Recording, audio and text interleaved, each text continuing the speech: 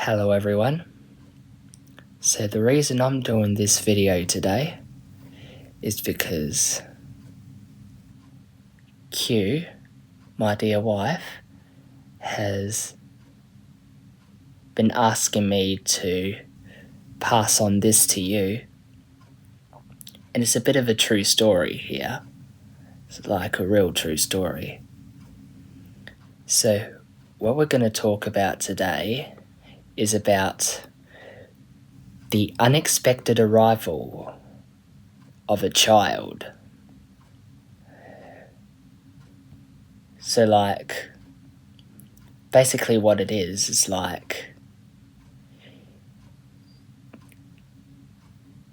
it's kind of rare in those cases, but thinking about it, if you have a child that's born before the one you expect, in today's case it's pretty rare, but in the case of Q, it happened 29 days ago to the time of this recording, so let me tell you all about it. So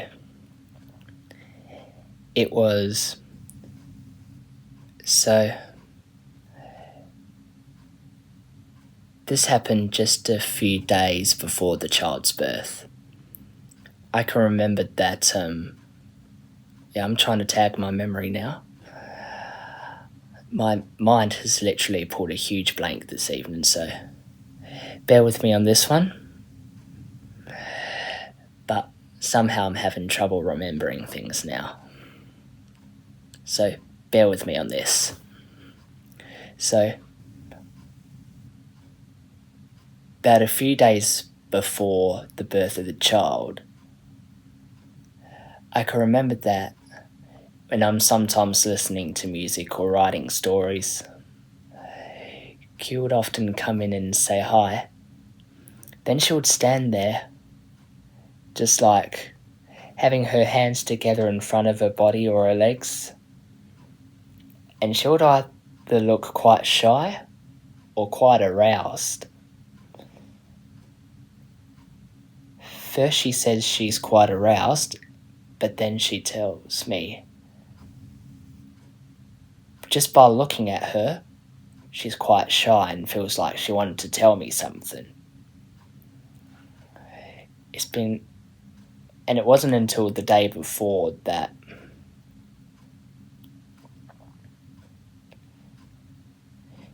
Q had told me that she was feeling a little bit of pain. So I told her to take some medication, and seemingly so, it did her good for at least a decent amount of time. But when it came to the 6th of December, this is where it all begins. So I was just lying down one night, just scrolling on my phone looking for some videos to watch on YouTube, and this is when Q came in and said, "Hey Van Thursday," and there she was standing there, looking like as if she was aroused, but I could see she was still quite shy and wanted to tell me something. And there I thought she was probably still in pain. So I was like, "Q, come lie down next to me on the bed." And so that's what she did. So we both laid down together, facing each other. I said to her, "What's going on, my girl?" Q said to me, "Well, Charlotte's been acting up quite a bit lately." So Charlotte was the child that we were expecting. And, yeah, we're expecting her on the 19th of January, same day as my birthday. But still, as I was saying, Q said to me, "Charlotte's been acting up a bit lately.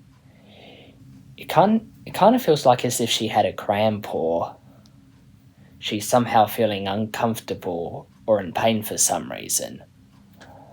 So I told Q to get some medication for her to deal with that pain, not only for her but for Charlotte as well. So she took it, and for at least 15 minutes it did her well. And this would have been about between 10 and 10:30 at night. But precisely at 10:18 p.m, this was when Charlotte started to go really wild in Q's stomach. And I could see that Q was literally grieving in agonizing pain. And then, yeah, I literally panicked for a moment, but then I realised, Van Thursday, why are you panicking if you're so smart? You literally got to do something about it.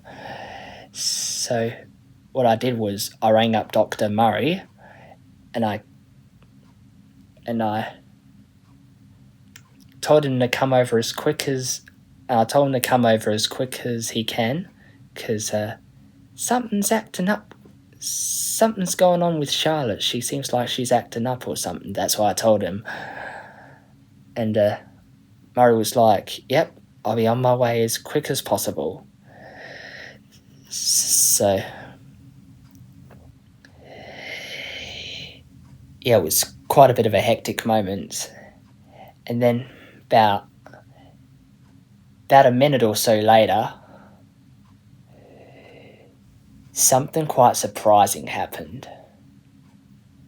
Q felt something drop. Literally right out the other end, if you don't mind me saying. I looked at her in shock and I was like, "What was that?" So Q took it out, and what we saw was like, do you know what a basketball looks like? I think you do. Or it was like one, except it was more skinned. So it's kind of like a basketball with human skin around it, which is exceptionally weird. I have never seen anything like it. And obviously, like, Q was in tears. She was really crying a lot. She thought it was just a ball that had nothing to do with anything. But I feel like that there was something about it that she probably didn't know about. So I gave her back the ball. I told her to have a closer look at it and see if there's anything on. When I had a closer look, I could see, like, there are some sort of grooves within that spherical object. You know what grooves are? As you normally see in a basketball? Or like, how do I put this? Like, when I say grooves, it's kind of like an edge that go into something, but yeah.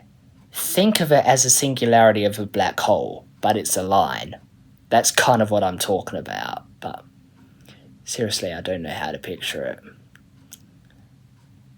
Wait. See my piano over there? See the grooves between it? That's kind of what it looks like. So, kind of resembles that. except it was like all curvy and whatnot. There were some straight lines, but no, it was all curvy. This is the curvature effect, as we all know about Earth. And as I had a closer look as well, I saw that this spherical ball, that skinned ball, appeared to be moving. I was like, oh my days, oh my God. Oh dear me. I kind of felt like that. This is either a baby that's curled up into a ball or something, or it's like one giant egg that has like human skin on it. I wasn't entirely sure, but why skinned eggs are not possible, but be an interesting thought experiment if they existed. But either way, like, it was like, it was shocking. And I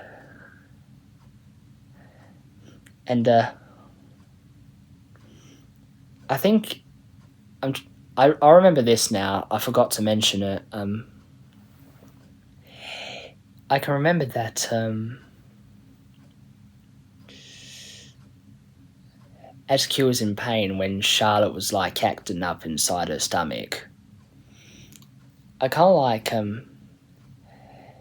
gave her some blueberry juice. I gave her some blueberry juice only as like a quick refresher or something. Kind of like a temporary ease to the pain, but as she drank it and swallowed it whole, she could somehow feel the pain, but she was obviously more relieved because of how cold that juice was. And yeah, I literally forgot to mention that, so sorry about that. Anyway, so soon enough Dr. Murray arrives in. He comes in and Q and I show him that mysterious skinned ball that appeared to move, had grooves on it and all whatnot. And he was like, oh my word, like this is unusual. I've never seen something like this. And then he was like, Q, you better come with me. He arrived at about I think he arrived at about 10:30ish or something in the evening, at night, and I can sincerely remember that he was actually quite stunned when he saw that skinned ball, and there I was like, is there something you can actually do about it, Dr. Murray? That's what I asked him. And he was like, well, I'll try my best, but I don't think it might work. But guess what? He was going to give it a shot anyway. And as he was going to do it, would have been about 10:40 that I asked him that. Dr. Murray then told Q, you better come with me as well, because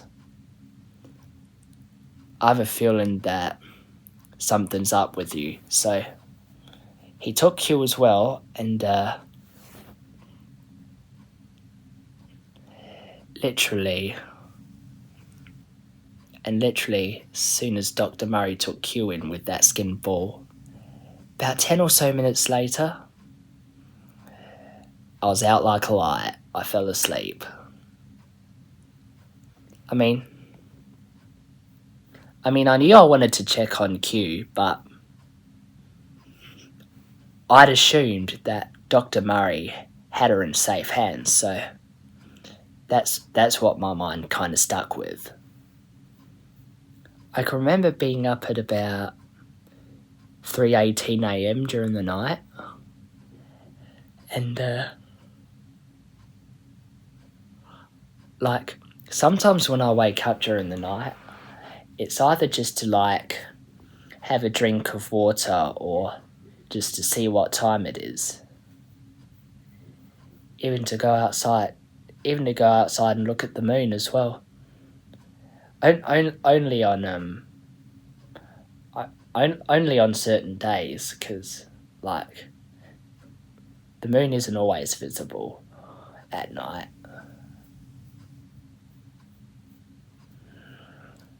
But still,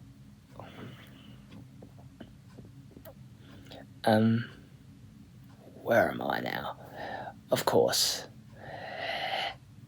as I had a drink of water, I can remember having a drink of water. As soon as I put my bottle down beside my bed, yeah, it's still there right now. Yeah, don't you worry. I do fill it up like every day or so, but yeah, I can remember drinking out of my bottle just because I felt that my throat was dry. Yeah, happens when you're asleep. But because I had enough water in there, it's always good to stay hydrated. Yeah. And as soon as I was about to go to sleep, like, I literally glimpsed Q as I was falling asleep again. She walked into the room, around to the door here, and then back through the door in the closet again. Then she came out, grabbed a little baby milk bottle as well, which for some reason she drinks out of it. I don't know why, but still. No, that's not what she got. Oh no, she did get that, but she also had a whole tub of A100 milk. Rare type of milk, bro. But yeah, that's kind of like what I remember. That's kind of like what I remember. Like, it was only a brief amount of time, so I can't remember that too well. But as soon as I woke up later in the morning, be it after 8 or 9 o'clock in the morning, be it after 8 or 9 a.m., I got up, and then about a few minutes after, I saw Q coming in, and guess what she was holding? She was holding a little baby girl in her arms. I was just like, who's that you're holding? It's my little girl. That skinned ball we saw last night.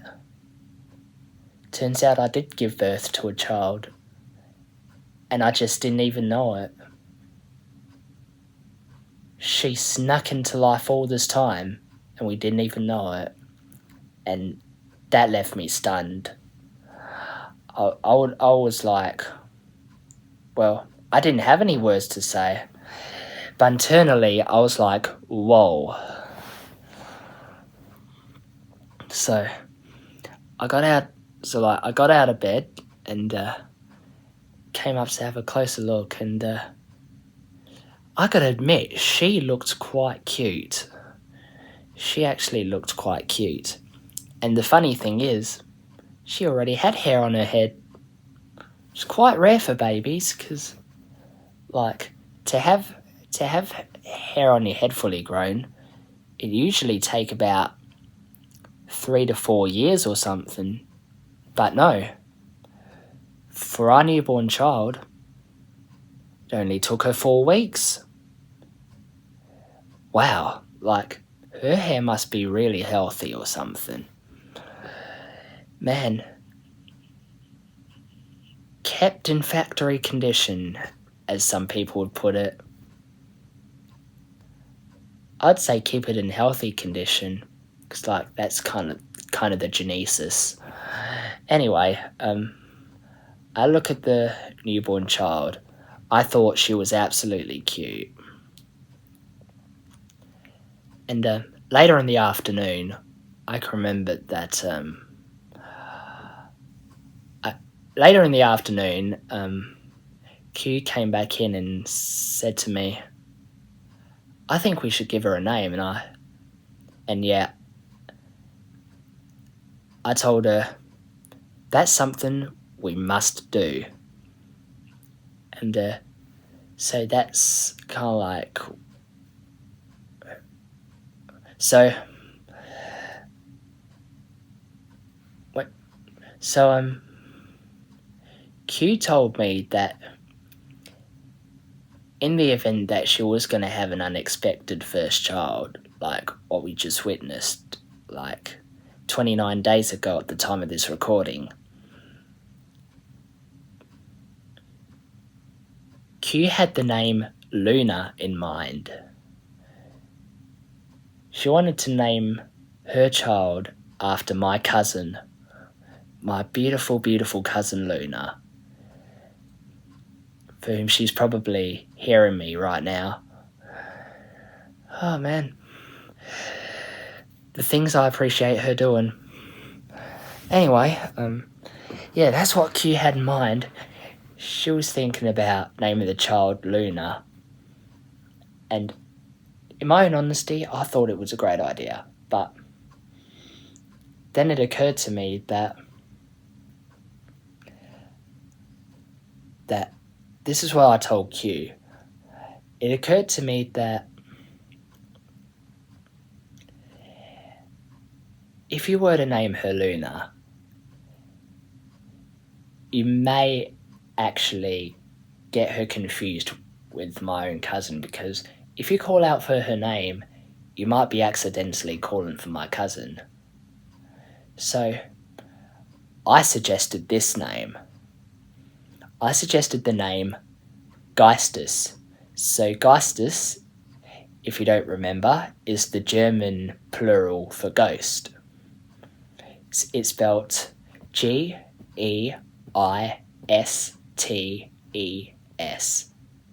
Geistes. The German plural for ghost. And Q actually liked that name, but she was kind of leaning towards her idea a bit more. And but that one bit of my brain decided to get me to insist on calling the child Geistes. So we kind of tossed those two names forward and back a bit until I stopped her and said, "Wait, how about we combine both names together into a single first name? Why don't we call her Geistes-Luna?" And there Q was like, "Sounds catchy. I actually like it." So we agreed on a name that combines both our ideas together. Geistes-Luna was literally our newborn daughter's whole first name. And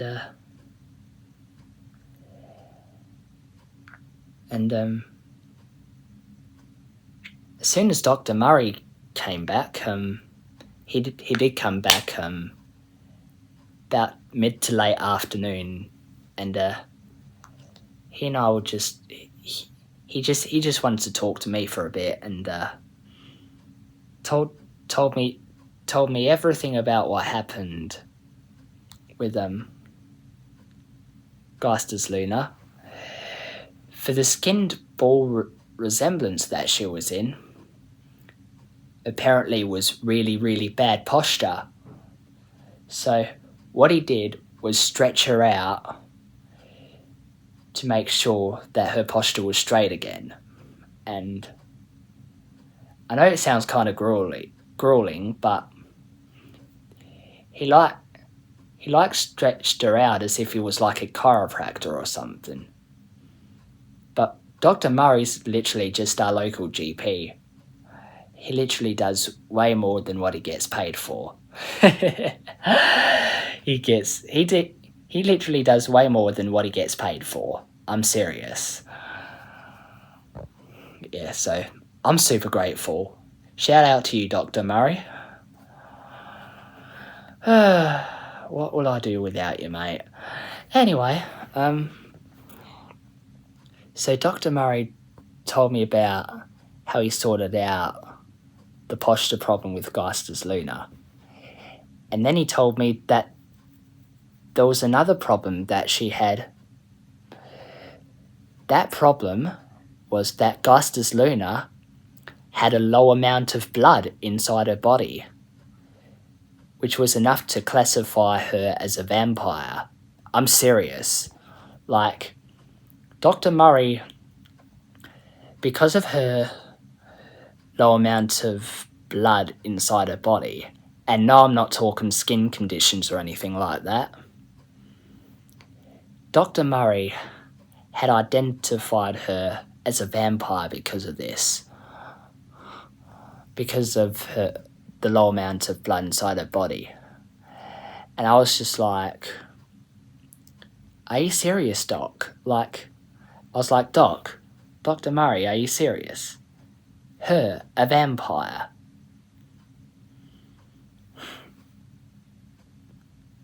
Like, I know I believe I'm a vampire, but my own daughter? A vampire because of low blood? Wow. I was just lost for words. Like, he had me stunned. Dr. Murray had me stunned. I was like, are you really that serious, bro? And he was like, well, that low blood in her body is really like a vampirical condition. And because of that, it won't actually keep her to be warm enough. It won't actually keep her warm enough. So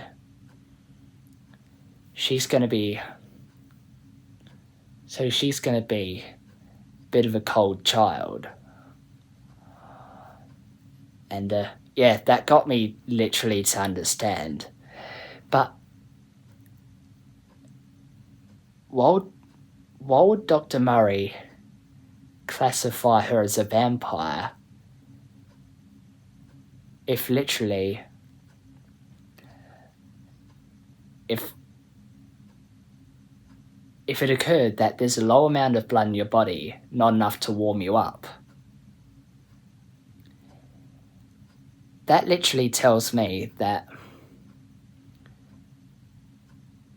Geistes-Luna was part reptile. Because, like, reptiles are cold-blooded, like crocodiles, for example. They would need to bake themselves in the sun just to warm themselves up again. But Dr. Murray was like, no. Have you seen how she is? Because, like, this is where things get shocking.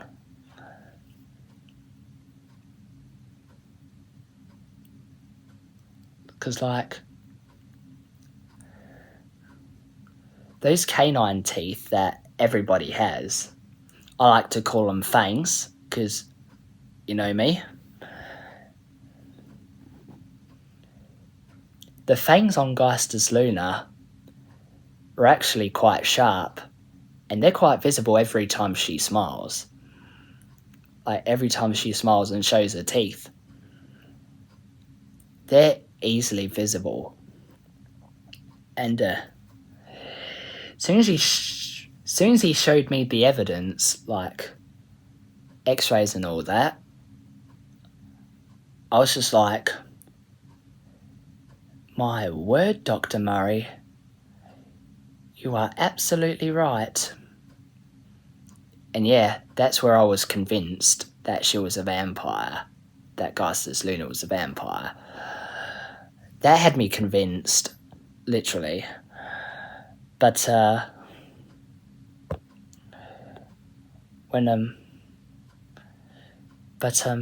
because of Geistes-Luna's low amount of oxygen in her body, this actually got her to go unconscious for about 3 days. And on that third day, in the afternoon, it would have been about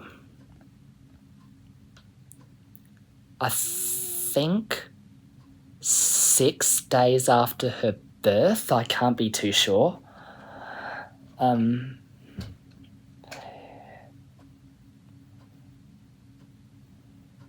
Geistes-Luna, as Q had told me, had been inactive for about 3 days straight.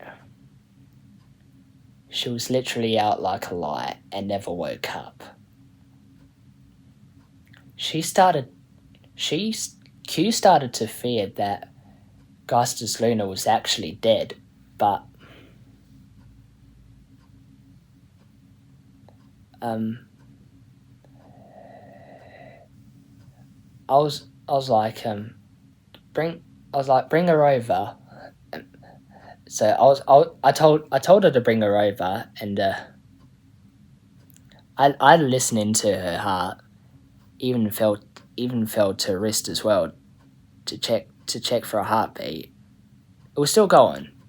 So I told Q, she's still there, she's just unconscious, but I kind of feel like we need to do something about her low blood problem.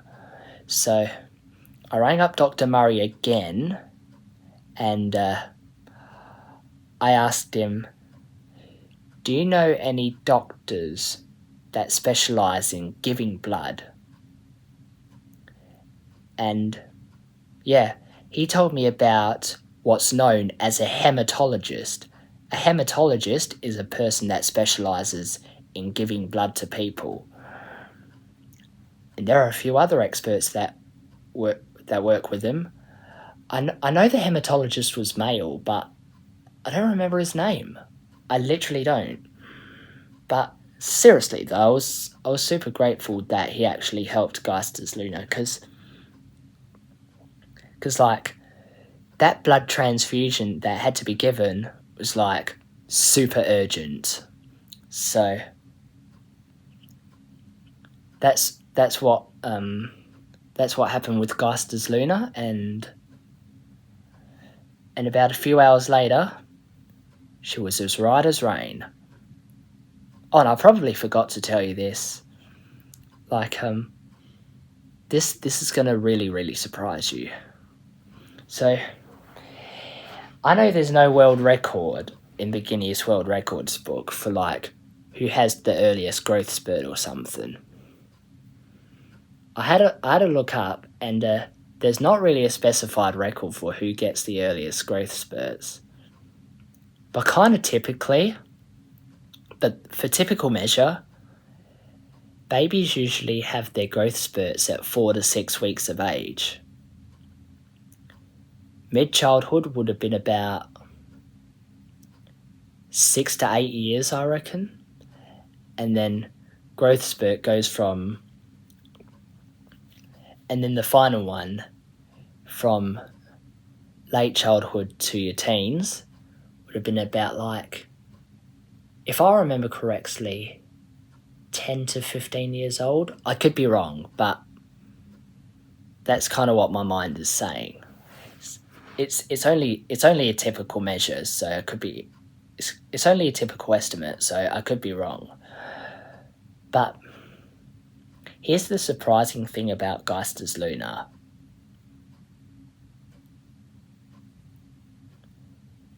Her growth spurt happened within the first few days of her life. And it wasn't until she was about 3.5 days old that She grew to be as tall as a 6-year-old. I'm not kidding ya. She's actually as tall as a 6-year-old. So, knowing me, that if I had to measure the height of a 6-year-old,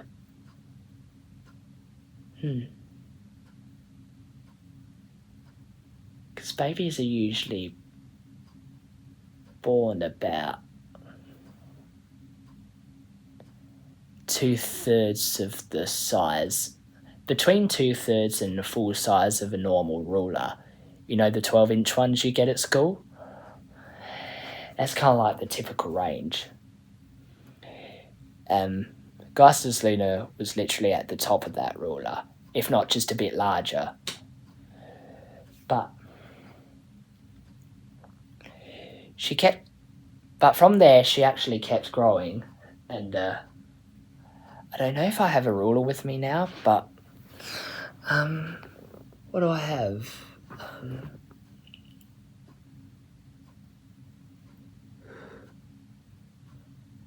Yeah, I don't think I have a ruler with me, but imagine one. So, like, you remember the 12-inch ones you get at school, the ones that are 30 centimeters? Within the first few days of her life, Geistes-Luna actually grew to be, like, more than twice the height of a normal ruler. I'm telling the truth. Like, I believe she's at least 66 centimeters in height now. I mean, that's not really tall for a 6-year-old, but trust me, she's quite massive. She's quite massive for a baby. And to be 66 centimeters tall, that's literally more than a third of my height, because I'm literally 181, nearly 6 feet. Q is just over 2 meters tall, literally just a little over, by about a centimeter, give or take. And this got me to think that her really, really early growth spurt is probably influenced by Q's height. Because, yeah, she's taller than me. Q's taller than me. Like, if you've seen how long her legs are, they literally make up half her height. I'm serious. But how Geistes-Luna is, I was quite shocked to find that she was already 66 centimeters tall at literally 3.5 days old. And I bet you even she's still slowly growing. Like, literally. I don't think her growth spurt will come back until she's at least 2.5 years old, at least. But to think that there's an early growth spurt really shocks me. It was way earlier than the typical range that people expect. So, mind blown. So,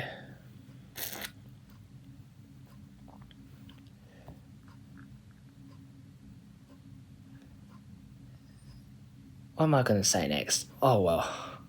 Yeah, my mind's still pulling a blank, so keep bearing with me on this one. So, within the first 29 days of her life to the time of this recording, she has actually done quite well. And I know she's had like a low blood problem before till that got fixed. She's also sometimes had a bit of pain in her feet. She's also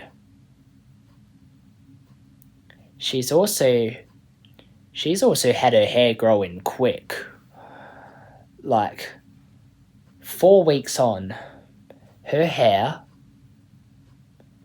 miraculously is 3/4 of the way down her back. I'm just like, what? Her hair is literally long enough to be tied up now. I'm like, how is this possible? She's defying science in every single way possible. And speaking of which, as I did mention defying science in every way possible, Geistes-Luna is the first ever human being in human history to be born supernatural. The first ever one. Like she was born with some sort of crazy talents that nobody ever knew about. Apart from growing hair so long, which is a pretty unusual trait. For some reason she can levitate. I don't know how, but she has a jet engine inside her. Yeah, that would be one way of cheating, but every time I see her levitate, I don't hear a single whining or rocketing noise. She's as silent as a lizard. No, not Big Lizard if you're watching, Cosima. That's it. That's a different species. The lizard I'm thinking of are the ones you normally see in Australia. Not the normal slithery ones, not like the frilled neck lizards, because frilled neck lizards can actually hiss. But normal lizards, those really, really small ones, I can remember once when I had one inside my room, I was like, dude, that's so crazy. But yeah, think of those small little lizards that would often scurry along on the fence. Yeah, those are the ones I'm thinking of. That is if you're in Australia and you see them all the time. Yeah, you a country person like me? Yeah, it's all in. But anyway, some reason Geistes-Luna can levitate. I really don't know why. Like, I'm constantly looking up ways into how people can levitate. They're like either held from invisible strings, or they do like a magic trick where they literally pretend to float, whereas really they're only standing on one foot, tiptoeing or something. But no, Geistes-Luna doesn't do any of that. It's like, what's that method called? I don't remember. It's like, it's something to do with, it's not suffering. Suffering is a bad thing, bro. No, I can't remember. But it's definitely something that ends in ing. It's definitely something that ends in ing. I really don't remember, but it's some odd way that people levitate without using anything at all. I really don't know how they do it, but how Geistes-Luna is, she can somehow levitate all on her own. No support. And another crazy talent that she has is that she can, in somewhat way, control the weather with her mind. Do you remember that fish from Lilo and Stitch at the beginning of the movie? I can remember when Lilo went into the water to give the fish a sandwich, and she told someone that that fish can control the weather for some reason. That's kind of the trait that Geistes-Luna has. Like, if a fish can control the weather, so can the, if a fish can control the weather, so can the intellectual mind of someone else. I know I can't control the weather, but I can certainly predict it. Like, I'm really hoping for it to rain soon, but I just have a feeling there's going to be a storm happening this month. There's literally one waiting outside the coast. If only it could break through that trail so easily, even though that's going to cause, like, flash flooding or something. But still, we need some rain over here. This is dry as heck, bro. But still, for some reason, Geistes-Luna can control the weather. Like, literally. Q, let go of her for a second.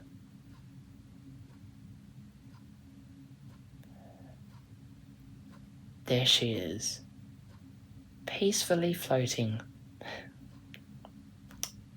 Superstar daughter. I'm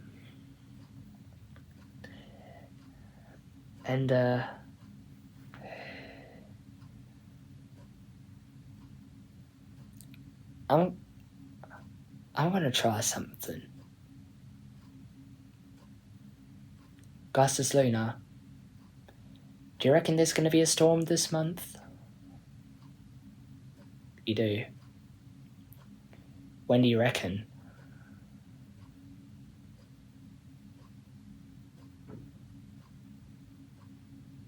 You're not sure. Fair income.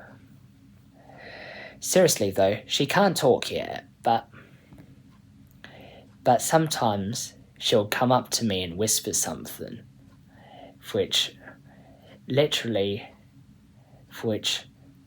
has me going like. But there is one word she actually knows, and it actually comes from a joke that I made myself. So if you want to hear it, I'll tell ya. So, what does a man call his ghost wife? Boo. That got you, didn't it? Yeah. Boo was actually Geistes-Luna's first word. It's the only word she can say it right now. But since I'm recording right now, she's probably too nervous to say it. But seriously though, that was her first word. Boo.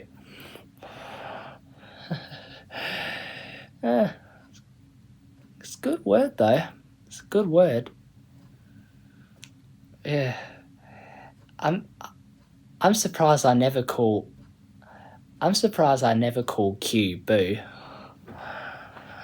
Like, there was because, like, I can remember the Monsters Inc. character. Boo. And calling Sully Kitty, like, this had me going, like, Where did she even get that name from? Did she think that Sally looks like a cat or something? She probably did, but I really don't know. But yeah, as soon as I reheard the name Kitty at some point last year, I was like, that reminds me of my predicted daughter. My daughter. Geistes-Luna is Q's daughter. But if you're thinking of my daughter, Kitty, I'm not expecting her until a few days before I turn 37. So 2044, at least. So, what am I going to say next? I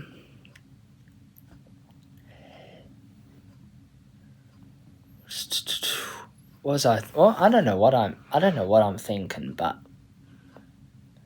yeah. Seriously though, if you know who Kitty is, then I think I know exactly who you're thinking of. Hi, Stella Lynn. Anyway, but either way, Geistes-Luna's been quite a quiet girl. Like she's been a good girl. She really has. Like, why are my glasses showing up? Are my glasses showing off a reflection or something? Yeah, they probably are. It's like I'm watching myself. Well, I would literally be am. Cause like, every time we upload a video, almost all the time we'd be the first ones to watch it, even before it comes out. But anyway, like, Geistes-Luna's been a really good girl. She's been really quiet. Doesn't actually cry or anything unless she does get quite emotional sometimes. I can remember at sometime last week that Geistes-Luna actually got really, really emotional, more than me. And the reason why is because she just thinks that she's not spending enough time with me. It's like, I know Q has her on hand 24/7, but Geistes-Luna kind of felt like she wanted to hang out with me a bit more, so that's what she wanted to do. Wanted to hang with me, her tree host.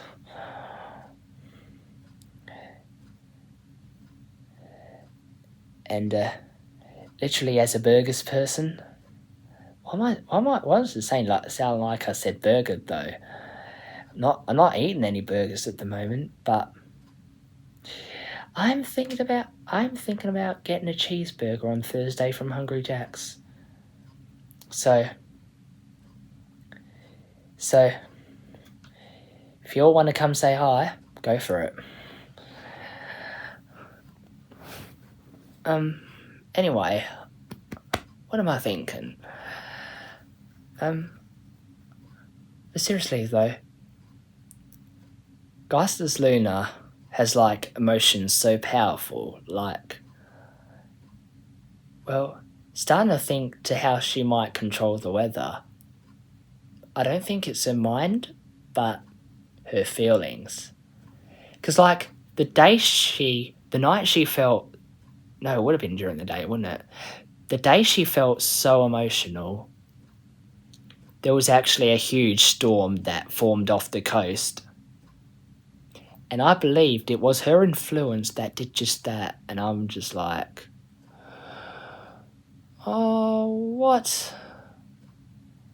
Did Geistes-Luna seriously just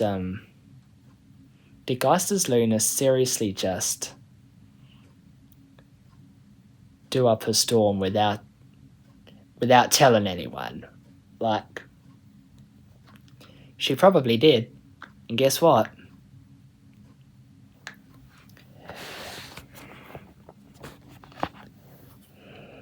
It's up her neck's mouth right now. Yeah, it's right up there right now. And then there's another storm that's not too far off the coast, but because of the trowel along the coast, the storm won't actually go inland. It's keeping everything dry. Man, I really wish it would rain right now, because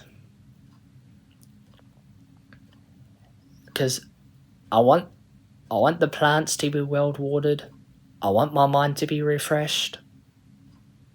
I want the rain to replenish everything. That's what I want. I really love it when it rains, not gonna lie. Even at night, it helps me get to sleep. But yeah, in saying that, I don't think I have much more to tell you about Geistes-Luna. But I do actually have one thing that I want to show you. It's like, I remember doing a recording of trying to do the same thing last night, but I don't think I explained it too well, so stay here, folks. Don't worry, it's just my neck bones. Neck bones? No, body bones. That's right. That's why you're seeing those lumps. But anyway, I gotta show you something.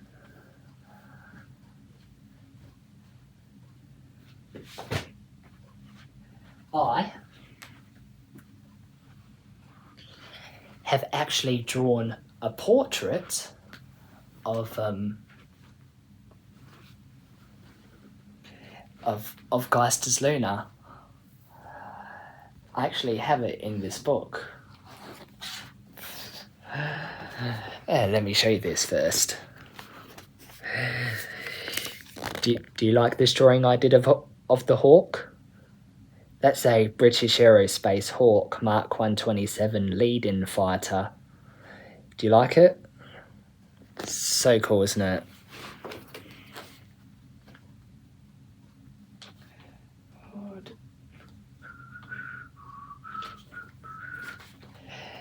Right there. That's the XF-38 Blue Ghost. World's most advanced aircraft, and guess what? Q's been in that aircraft, flew it at top speed, broke a world record.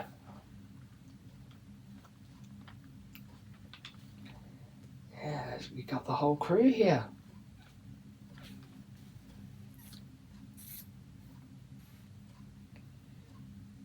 Yeah. Ah, poor girl.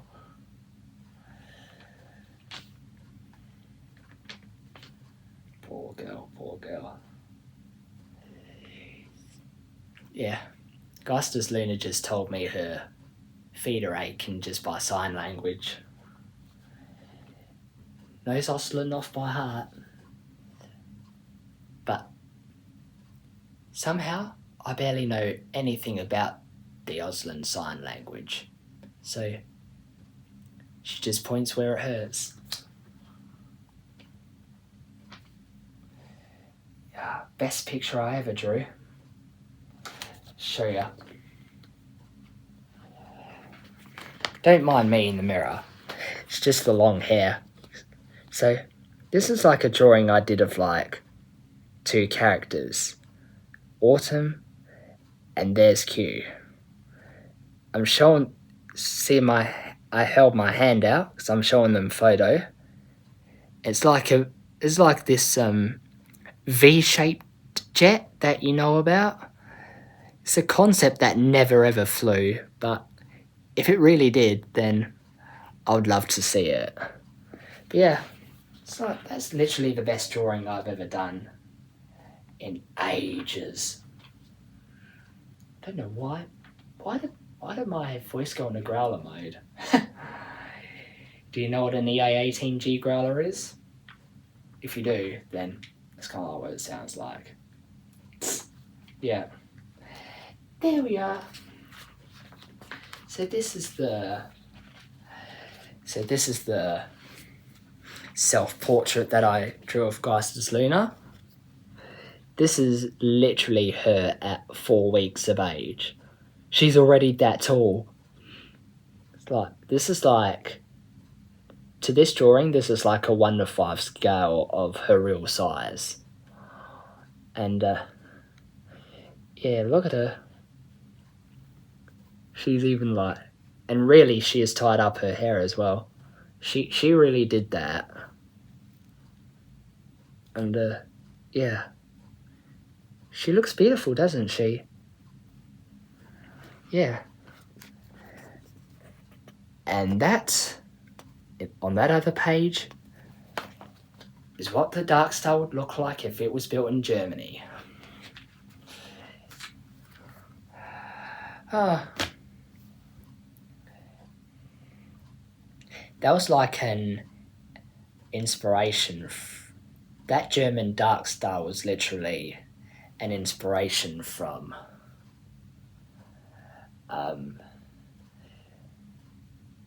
that Concorde from Man in the High Castle. Yeah. But I won't be showing you a picture of it because it's got a certain symbol on it that I'm not allowed to show, so yeah.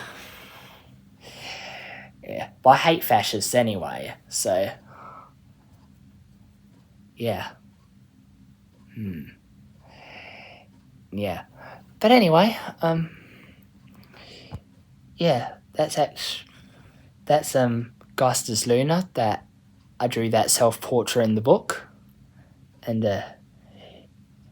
yeah, has black hair that's quite long. She got that from me. Blue eyes, she got that from Q. Height, she got that from Q. Got the skinny arms she got from me. Those little hands as well. And she got those little feet from Q. Funny thing is, here's the funny thing, like, because of how small and skinny Geistes-Luna's feet are, Q doesn't reckon she'll walk until she's at least 9 years old, but I reckon she can prove that wrong, won't ya? Yeah, she will. She will. I have faith in her, so I reckon she can do it. But anyway, yeah, that's all I gotta tell you about. So that's like the whole true story about Geistes-Luna. And yeah, I have nothing else to say. So stay tuned as later on in the month, you're going to hear that story about my version of the back rooms. And of course in February, you're going to hear my version of Inside Out as well. So you're going to want to stay tuned for that. So thanks for watching, y'all. I'm really glad you got to spend some time just hanging with me, and yeah, that's all I got to say. Thanks for watching, y'all. My name is Van Thursday, and I'll see you guys again soon. Bye for now.